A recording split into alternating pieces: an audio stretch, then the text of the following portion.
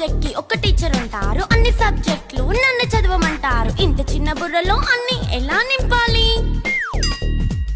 Class work, home work, fair notes అంటారు. Subject కి 3 books పెట్టి బ్యాగ్ నింపుతారు. ఇన్ఫాక్ట్ నా బరువు కన్నా నా బ్యాగ్ బరువే ఎక్కువ.